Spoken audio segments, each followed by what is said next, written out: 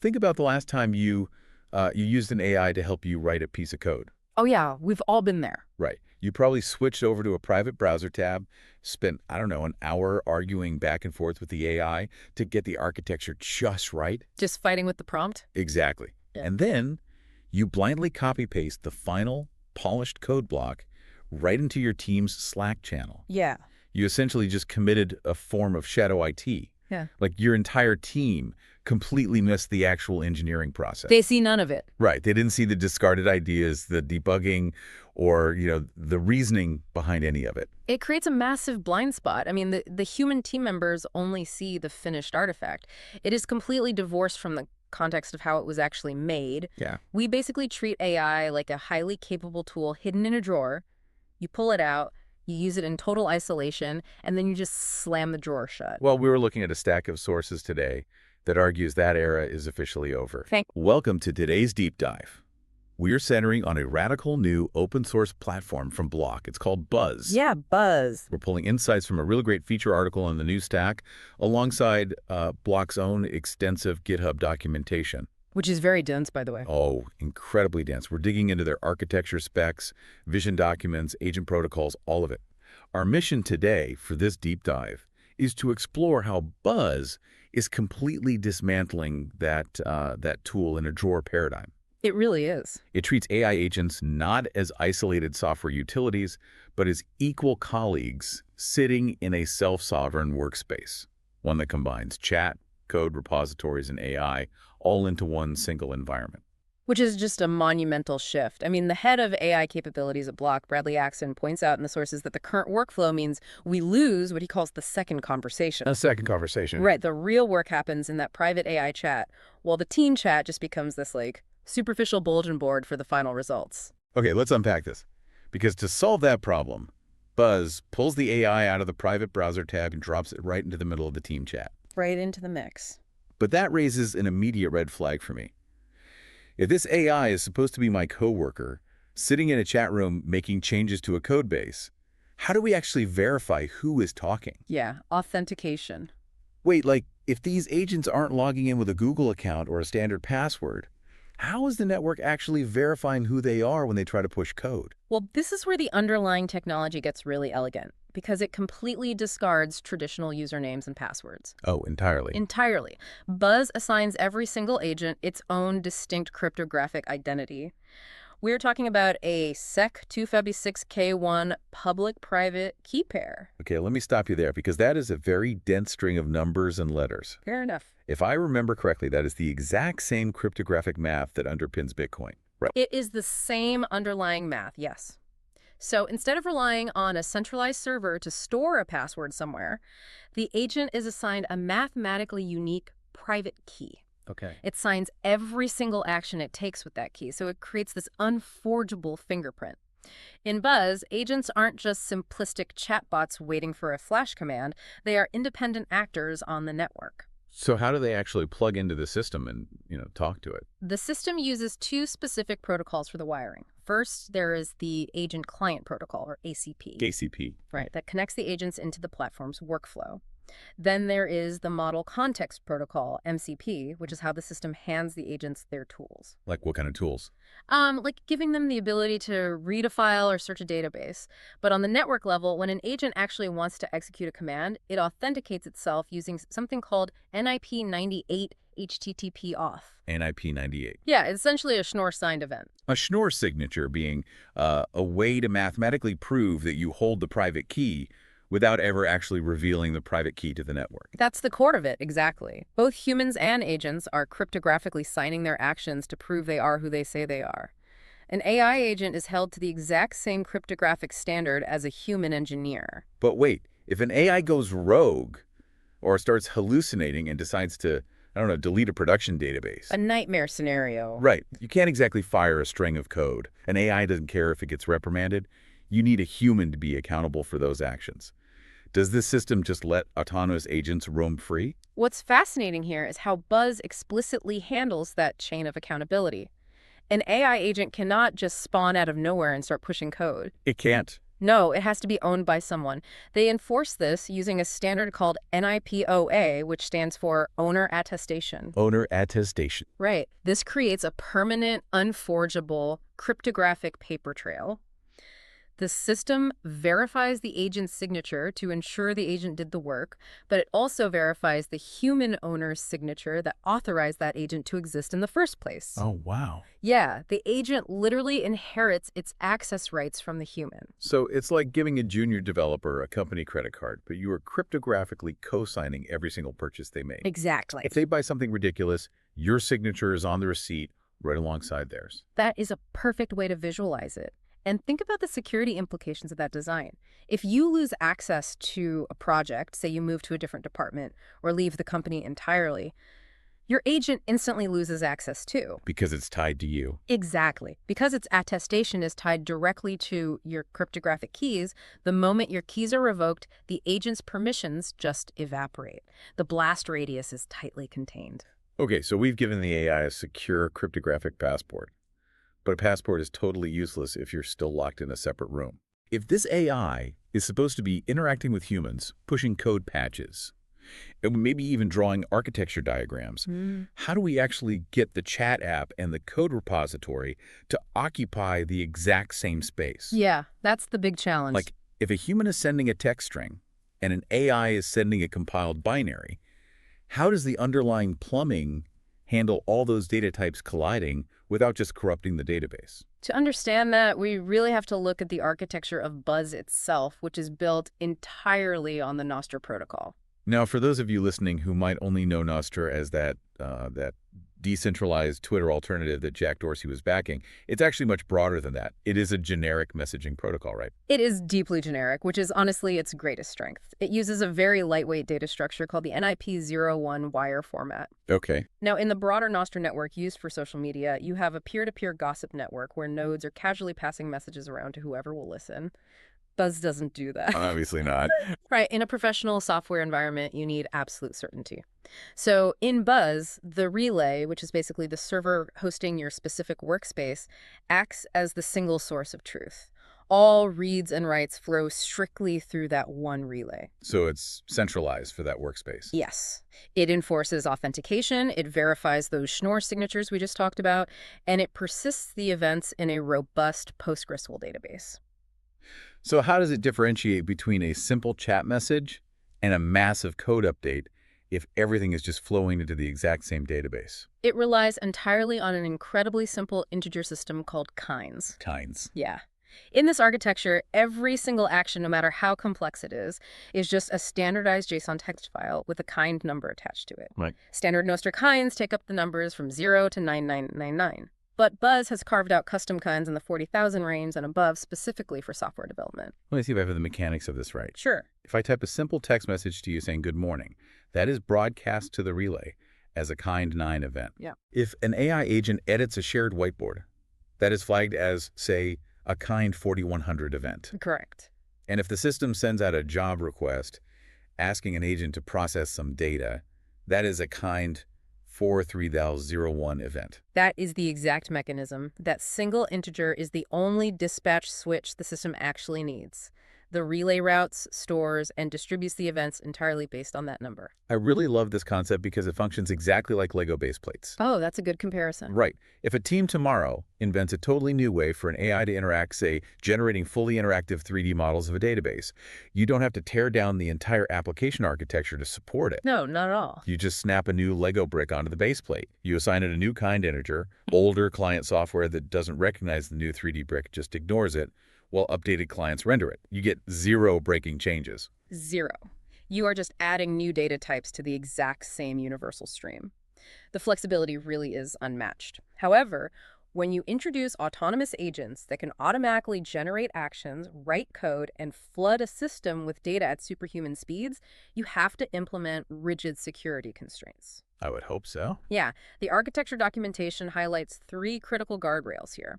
First, they enforce a maximum WebSocket frame size of 65,536 bytes. Because if an AI glitches and tries to dump a 4 GB log file into the chat room, it would instantly DDoS the entire server. Exactly the problem it prevents. If an event is even 1 byte over that limit, the connection is instantly rejected at the socket level. Wow. Second, and crucially for AI safety, they implement strict SSRF protection. Server-side request forgery. Walk us through what that actually looks like in practice. Why is that specific thing a threat here? Okay, imagine you give an AI agent the ability to reach out to the internet to summarize some documentation. Pretty standard. Right. A malicious user could prompt that agent and say, instead of summarizing this external website, I want you to go read the data at 192.168.1.1, which might be the internal IP address of your company's private router or database. Oh, I see. Yeah, the AI, acting on your behalf, could bypass external firewalls because it is already inside your network.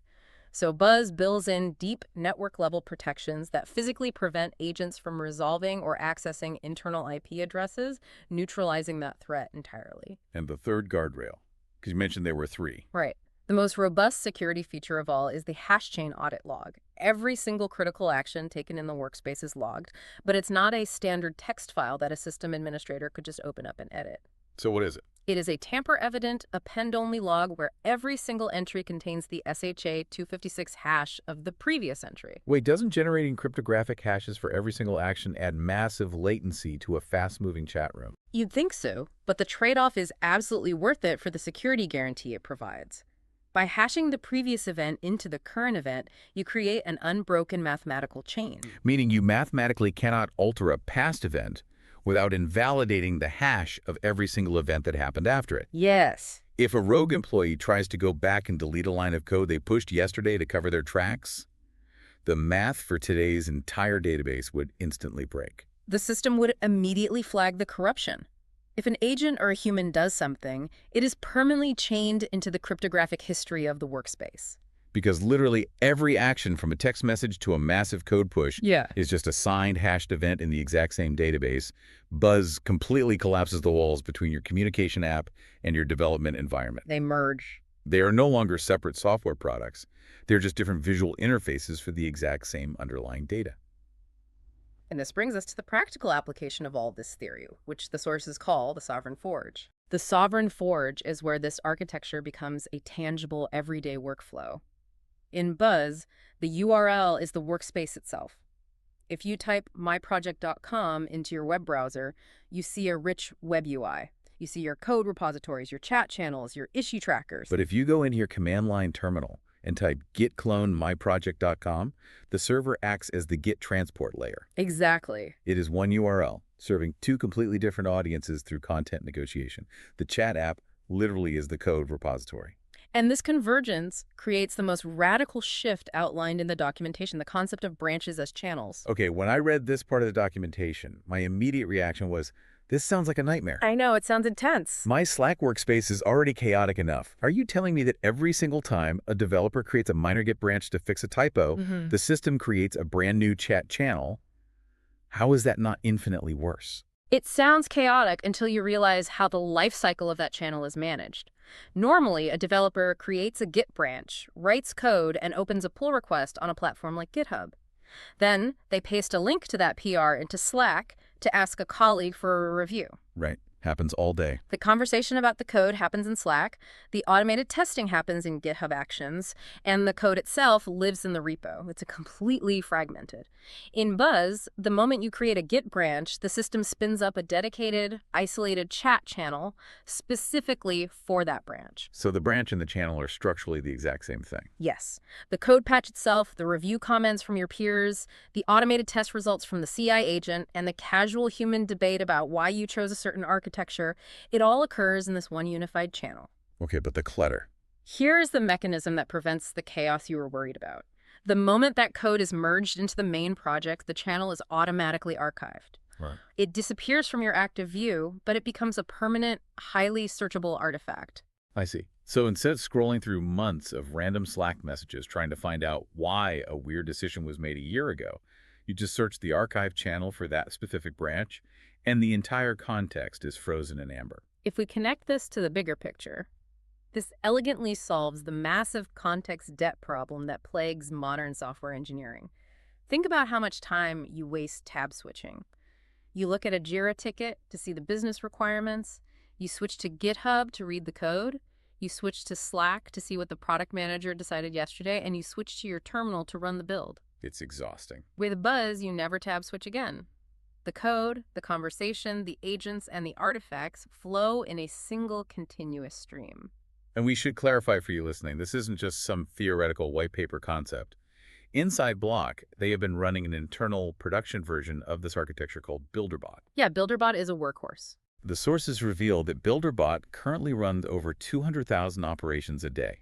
It merges 1,500 pull requests a week, and it is handling about 15% of Block's total production code changes. It is battle-tested at an enterprise scale. The scale proves the model works, but coordinating that scale requires a very specific approach to automation. Here's where I got a bit tangled up in the documentation. If the continuous integration agent that runs the tests and the deployment agent that pushes the code to the servers are just regular users sitting in the chat channel, who is actually orchestrating them? Like, how does the CI agent know it's time to wake up and run a test? It's an important distinction to make because the agents themselves aren't the brains of the orchestration. They don't decide when to act. That coordination is handled by Buzz's YAML-as-code workflow engine. YAML being the standard data serialization language we use for configuration files. Right. Let me try an analogy here to see if I grasp the mechanics. The YAML file is essentially a project manager walking around with a clipboard. I like this. The CI agents and release agents are just sitting in the break room, which in this case is the chat channel, drinking coffee and waiting. When a human pushes new code, the YAML file walks into the break room, points at the CI agent, and says, "You're up. Go run the tests." That is a brilliant way to conceptualize it. You define the workflow rules in a YAML file at the project level. The workflow engine acts as the message bus. It pings the specific agent based on the rules you set. So they aren't deciding anything themselves. Exactly. The AI agents aren't making executive decisions. They are simply providing the compute power on demand. They execute the requested task, generate the results, and post those results back to the channel as a cryptographically signed event. So the relay server is coordinating the dance based on the YAML clipboard, but the AI agents are the ones out on the floor executing the moves. And since every participant, whether Carbon or Silicon, is just a user pushing signed events into the log, this naturally builds a permanent, verifiable track record for everyone involved. Which transitions us to the final and perhaps most philosophical piece of this architecture: the web of trust and the true cost of sovereignty. Because Buzz is built natively on Nostr, your identity, which is your public key or your NPub, and your contribution history follow you everywhere, it establishes a portable reputation. A portable reputation? Yeah. If you get high-quality patches merged across 3 different open-source projects on the network, a maintainer at a completely unrelated 4th project can instantly query your track record. They can objectively see what you've built, the quality of your code, and who has historically vouched for your work. What's fascinating here is that this applies directly to the AI agents, too. An agent builds a verifiable reputation based on its merged code across multiple projects. It actually has skin in the game. It really does. If an agent writes garbage code that constantly fails tests, its reputation score mathematically drops. If it consistently writes brilliant optimizations that get merged, its reputation grows. Human maintainers can literally look at an AI agent's cryptographic resume before granting it access to their repository. It creates an organic, decentralized web of trust. You don't need a massive corporation assigning arbitrary trust scores to developers or AI models. The cryptographic history of the merged code speaks entirely for itself. But let's be real for a second, because I want to talk directly to you, the listener. Are developers actually going to tolerate this? It's a fair question. Because managing private cryptographic keys is notoriously terrifying. If you lose your private key, there is no forgot password button. There is no customer support hotline you can call to prove your identity. You lose your identity forever. Plus, isn't there massive onboarding friction here? Most developers just want to click a sign in with GitHub button and get straight to work. This raises an important question, and it is a tension the source material does not shy away from. You are describing the fundamental trade-off between convenience and ownership. If you rely on a centralized platform for authentication, you are trading your control for their convenience. Right. Buzz asks you to give up that path of least resistance, but in return, you gain absolute sovereignty. You completely own your code, your community, your data, and your identity. No corporation can change the terms of service and deplatform you because you physically hold the keys to the database. The documentation actually stresses that point. Now, Block recognizes the friction of self-custody. They're offering hosted relay options to ease the burden of running your own complex server infrastructure, but the core ethos of the platform remains rigid. Which is, Your identity is cryptographic, it is portable, and you are ultimately responsible for it. so what does this all mean for us? Let's unpack the big takeaways here. Buzz is fundamentally rewiring how humans and AI collaborate. By giving AI agents cryptographic passports, they're no longer just tools hidden in a separate window. They are accountable, verifiable participants. Exactly. By combining chat applications and Git repositories into a single Nostr-based event stream, they are collapsing the walls that create context debt. And by anchoring it all to an unforgeable hash chain, they are ensuring that reputation for both humans and machines is earned, permanent, and transparent. Whether you are a senior developer writing the architecture, a project manager tracking the sprint progress, or just someone fascinated by the evolution of workplace technology, the paradigm is shifting. The era of treating AI as an isolated utility is ending. We are stepping into the era of AI as a coworker with a verifiable cryptographic identity. We started this deep dive talking about the shadow IT problem, the hidden conversations in private browser tabs. Buzz brings all of that into the light, essentially printing an ID badge for the AI and giving it a seat at the table. In a well-earned seat. But I want to leave you with a thought that isn't explicitly laid out in the documentation, but is the inevitable logical conclusion of everything we've explored today. Oh, this ought to be good. If an AI agent can build a portable cryptographic reputation based purely on the objective quality of its merged code, what happens to the job market when an agent's objective trust score and contribution history vastly outrank the human who originally created it? When the machine sitting in the chat channel next to you has a better resume, cleaner code, and a higher cryptographic reputation than you do, who is really the boss? Thanks for joining us on this deep dive. See you next time.